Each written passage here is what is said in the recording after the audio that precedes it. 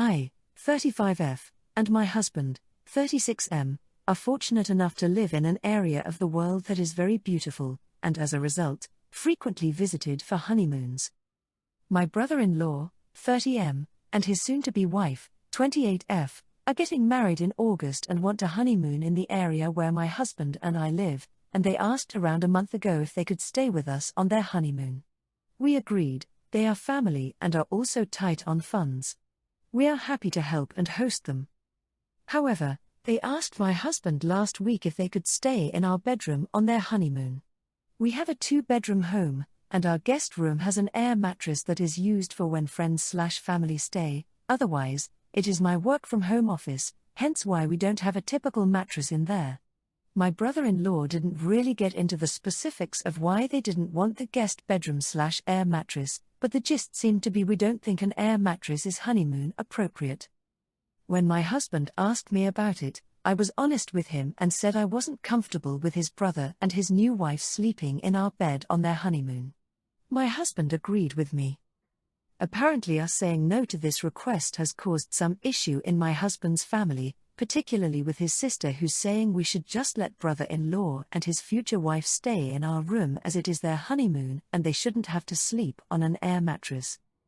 We love everyone in this scenario, especially brother-in-law and his future wife, and don't want to cause a rift, so my husband is sort of leaning towards acquiescing to their request. However, I am not down to change my mind on this. It honestly really grosses me out because I believe that the reason they want our bedroom is so they can comfortably bang during their honeymoon on a regular, not air, mattress. Comment 1.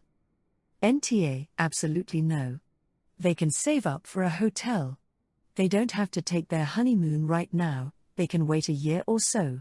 The entitlement is extreme. Comment 2.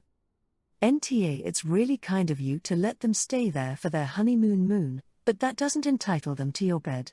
If they want a different situation, they can pay for a hotel and stop trying to take advantage of your kind hospitality. Story 2, putting my phone on Do Not Disturb permanently.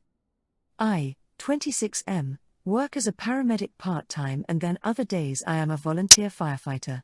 As of right now, due to medical issues, I am on medical leave for ambulance, but I am still doing volunteer firefighting. Almost every day I have people calling me for a bunch of stuff, some work-related which I don't mind, but it's about stuff that could have been texted, and they will call me at inconvenient times, such as when I am biking, firefighting or other inconvenient times. They even call me at 6 a.m. sometimes. Most of all, I get calls from my parents every fucking day asking me what I am doing and basically trying to organize my day like a military schedule. I tell them to just text, but no, they insist on calling. I feel like they and others are trying to control my life and I have to sit here and just say yes. I have decided to put on DND. I allow texts and Messenger and Snapchat, but I set all calls to go straight to voicemail. My parents complain about it, but I don't care. I like my peace. I know my co-workers won't like it much, but I don't have the best relationship with them, and I have been a yes man to them for a while. I am done being nice. I want to care about my own mental health from now on, and I feel the best way to do that is to take away control from the people trying to destroy it. Am I the bad guy for doing this? I asked because I want to know if I should brag about it to friends. Edit. I have a fire pager app on my phone that automatically overrides DND and silent function and turns my volume up to max and makes a loud noise. When that goes off, I obviously respond. All emergency communications are through the pager app, not through phone calls. Comment 1. I feel you, bro. I recently did the same thing and I've been on DND for a month. I work 12 hours a day, so my peace is important. I edited my work focus mode so that certain co-workers or my boss calls will still be able to go through, if you weren't aware of that option already. Comment 2. NTA. I haven't answered a call or listened to a voicemail in 12 years. Those who need to know how best to reach me and do. Story 3, refusing to wear body makeup for my friend's wedding? My friend has just gotten engaged, and has asked me to be her maid of honor. I am beyond thrilled for her and beyond touched she's asked me, but it's on the condition I wear body makeup over my psoriasis. I can't do that, Not only is it impractical, any makeup that will actually cover it will exacerbate the condition and make life miserable for me. To be clear, I have it well controlled. I am not flaky, the skin is simply very red. It covers 80% of one forearm, 20% on the other, both elbows, and I have large patches on my calves, knees, and 90% of the top of one foot. I use gentle manual exfoliation and a moisturizer that helps control the dry and excess skin. I apply the moisturizer a couple of times a day, and wouldn't be able to do this while wearing makeup. I let her know I wouldn't be able to do that, explained why, even though she knows I have to be careful with all products I use, and she's quite unhappy with me. She wants beautiful photographs that make everyone feel beautiful and confident, which really upset me. I am content and confident in my skin. I know it's there and people stare sometimes, but what can I do about that? Most people think I've had some kind of gnarly motorbike accident or something tbh. I'm at a point in my life where I honestly don't care and often forget that it's unusual to see. I know the reason is because she doesn't want to see it in her photos. I said as much to her and she was offended. I suggested that I wear something with long sleeves and skirt, but she's already has her heart set on midi-length strapless dresses, and a shawl covering won't go. It got to the point where she was getting heated because I won't do it and told me I either wore the body makeup or don't bother even coming. I ended up telling her either she has me as is or not at all and left. She is now not speaking to me, but has told her fiancé that I accepted the role. Am I the a-hole? Should I just suck it up, wear the body makeup and deal with it?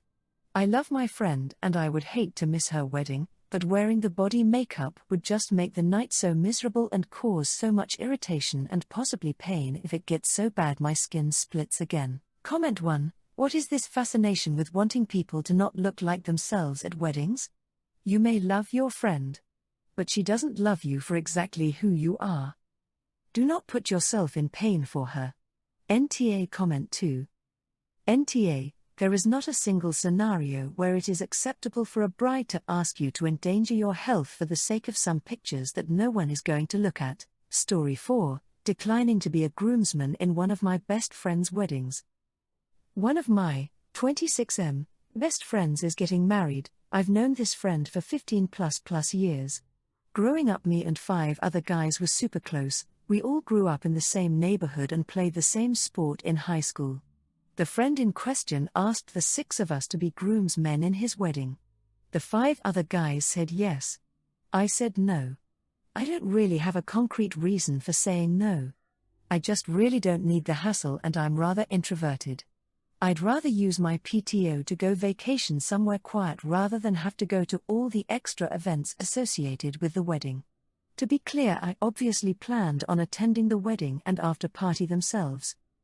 Apparently my declining to join the wedding party caused bigger issues than I could have imagined. The wife to be asked 6 bridesmaids and apparently is irritated that there won't be the same number of groomsmen. And my friend had taken it as a personal slight. I've gotten texts and calls from a few of my friends and the maid of honor asking to reconsider, and the friend whose wedding it is got so angry after I declined a second time that he said I shouldn't bother coming at all. I really don't think this is as big of a deal as people are making it out to be. But my friend and his fiancé are acting like I objected to the marriage itself. Comment 1. Obviously YTA. Hey man, I know we've been super close since we were 8. But I can't be bothered to be there for you on one of the most important occasions of your life. Yeah, no real reason, I just don't feel like it. Comment 2. You're so introverted that you're incapable of supporting your supposedly best friend of more than 15 years, for one day. Yikes. Extra, not leaving apartment for a week. My girlfriend just lost someone close to her and is grieving. She asked me if I'd be willing to leave the apartment so she can alone for the week. I told her sorry I can't because I have nowhere to go, my family lives too far away, my friends don't really have the space for me right now, and I don't want to spend the money to stay at a hotel for a week. She's now upset with me and says I'm making things worse. My friends are no help, they're saying I need to give her space but also aren't opening their homes or offering to help with a hotel. Edit. To add some context, my girlfriend is not as frugal as me. She thinks paying for a hotel for a week is no big deal. That's why she is so upset. I did ask her to help pay, but her money is going towards funeral costs.